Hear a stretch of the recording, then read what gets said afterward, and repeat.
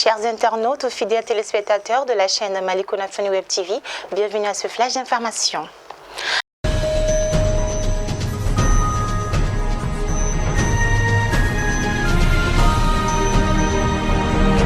Malgré le positionnement et les victoires de l'armée malienne et ses partenaires contre les groupes terroristes, la coordination des mouvements armés de l'Azawad, SEMA, dont les responsables de l'Adral des Siforas, annonce vouloir créer une zone de défense et de sécurité dans le Gourma pour sécuriser les personnes et leurs biens. Cette annonce de la SEMA, par son président Sidi Ibrahim Ould Sidat, malgré la présence de leurs membres dans les organes de la transition, met à mal la cohésion du pays. Face à cette décision, des observateurs de la scène politique pensent que les responsables de la SEMA veulent faire pression sur les autorités pour obtenir l'application de l'accord ou soutenir ces alliés terroristes en difficulté actuellement face à l'armée malienne. Selon une source, le torchon brûlerait entre le shérif de Nioro du Sahel, Bouye Aïdara, et les autorités de la transition pour cause. Les autorités n'auraient accepté la démission de Madame la ministre de la Femme, de l'Enfant et de la Famille, Madame Bintou Founi Samaki. Toujours selon cette même source, le shérif de Nioro du Sahel, Bouye Aïdara, reprocherait à Madame le ministre, Madame Bintou Founi Samaki, sa décision de défendre le projet de nouvelle loi sur le genre relatif à l'âge de mariage et l'héritage de la jeune femme. Selon shérif de Nioro du Sahel, Bouye Aïdara, la loi sur le genre reste la ligne rouge pour la préservation de nos valeurs sociétales et religieuses. Ce dossier reste donc une épine sous le pied des autorités de la transition. Lors d'un point de presse animé le lundi 25 janvier dernier au ministère de la Santé et du Développement social, le médecin général Boubacar Mbélé, directeur général de la Caisse nationale d'assurance maladie CANAM, a annoncé que le contrôle de l'ouverture des droits assurés par le CANAM s'effectuera désormais tous les 5 ans pour les retraités, pour les travailleurs régis par le Code du travail. Selon le directeur général de la CANAM, médecin général Boubacar Dambélé, sa structure toujours travaillé et continuera à travailler pour satisfaire ses assurés.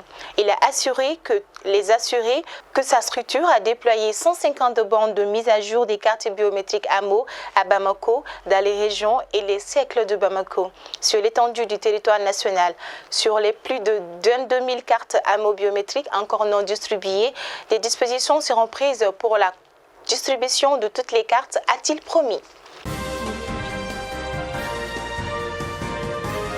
Grâce à la naissance de nouvelles compagnies, Sky Mali et un avion commercial s'est enfin posé ce lundi pour la première fois à l'aéroport de Tombouctou depuis plus de 10 ans. Désormais, la fréquence des vols entre Bamako et Tombouctou sera possible à travers 2 vols par semaine, avec dans les prochains jours une escale à Moti. Rappelons que ces deux nouvelles destinations viennent s'ajouter à celles de Kay et de Gao. Cette reprise des vols commerciaux a été accueillie par les populations de Tombouctou avec soulagement. Selon des habitants interrogés, l'avènement de cette reprise par vol d'avion est un moyen plus sûr, plus rapide, car diront-ils qu'il était très difficile d'aller au bout pour des besoins commerciaux. Selon le directeur général de la nouvelle compagnie aérienne Sky Mali, Tahir Ndiaye, tout cela a été facilité grâce à l'appui des FAMA, de la MINUSMA et de la force Barkhane. Une forte délégation ministérielle s'est rendue le 25 janvier 2021 à Kidal, dans la capitale de l'Adral des Ifogas. En effet, la délégation ministérielle était composée d'Ismaël Ouagé, ministre de la Réconciliation nationale, de Modibo Koné, ministre de la Sécurité et de la Protection civile, de Fanta Sibi, ministre de la Santé et du Développement social, et de Lamine Seydou Traoré, ministre des Mines, de l'Énergie et de l'Eau. Selon Modibo Koné, ministre de la Sécurité et de la Protection civile, cette visite dans cette cité qui fut pendant longtemps le théâtre des opérations de cité qui était depuis 2012 interdite aux officiels maliens entre dans le cadre de la processus de paix d'Alger.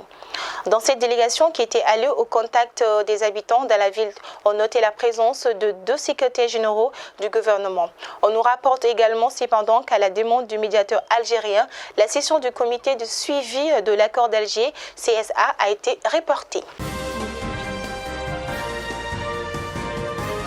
Malgré l'installation des caméras de surveillance dans la ville de Bamako entre 2012 et 2013, les crimes et attaques armées augmentent dans une insécurité totale.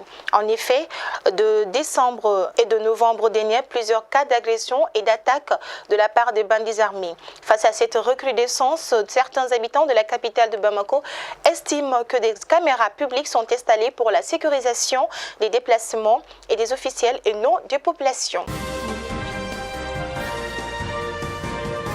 Le Conseil national de la transition, CNT, lors de sa séance plénière du samedi dernier, adopté par 101 voix contre 0 abstention, le projet de la loi autorisant la ratification de l'accord de financement entre le gouvernement et l'Association internationale du développement IDEA relatif au programme de financement de la politique de développement de commerce régional de l'énergie en Afrique de l'Ouest.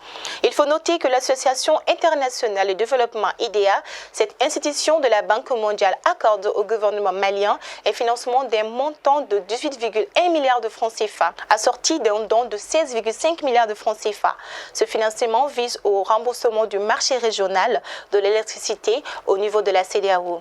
Pour la mise en œuvre, la Banque mondiale a proposé la mise en place d'un programme d'aide budgétaire régionale d'un montant de 300 millions de dollars, environ 150 milliards de francs CFA, et de la création d'un fonds revolving dénommé Fonds renouvelable de soutien aux liquidités afin de renforcer la liquidité des acteurs.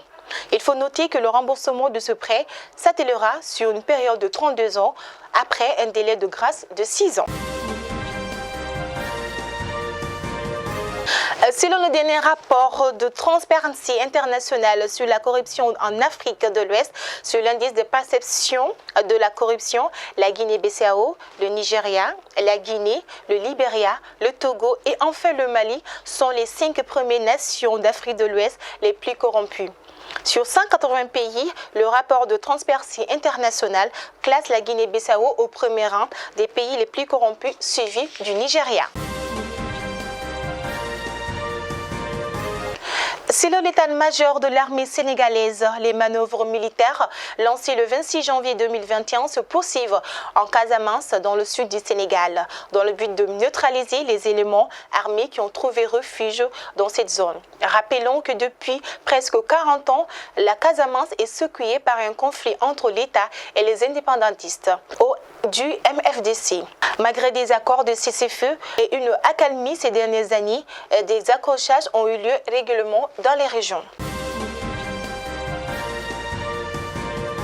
En Côte d'Ivoire, la commission électorale indépendante a publié dimanche 31 janvier 2021 la liste provisoire des concurrents en lice sur 1587 postulants ayant déposé leur candidature. C'est pour partager les 255 sièges de députés à l'Assemblée nationale que 1300 dossiers de candidature ont été retenus, parmi lesquels de nombreux indépendants.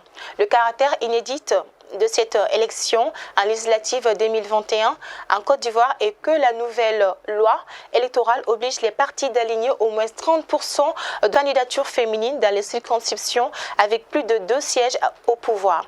La plateforme EDS, proche de Laurent Gbagbo, a décidé de participer au scrutin après des années de boycott et a formé une alliance avec le PDCI. Par ailleurs, 2 des fidèles alliés, Damana Adia, dit Picas, et Justin Kony, dit Katina, à l'exil au Ghana, ont été déclarés inéligibles. Parmi ces indépendantistes, on compte Alain Lombogno, le député proche de Guillaume Soro, est toujours en prison pour complot et atteinte contre l'autorité de l'État. Remet son siège à jeu à Fresco. En visite en Éthiopie, le haut-commissaire aux réfugiés de l'ONU, Filippo Grandi, a demandé aux autorités d'accélérer la mise en place de l'aide humanitaire internationale. Notons que plus de 2 millions de personnes ont été déplacées par les combats dans la province du Dikré et 4,5 millions sont en besoin d'assistance. La communauté internationale s'inquiète de graves violations des droits de l'homme. Et le haut-commissaire de l'ONU, Filippo Grandi, a dressé un portrait sombre des besoins humanitaires à compter au Tigré, dont la nourriture, des produits non alimentaires, des médicaments, de l'eau potable et des abris.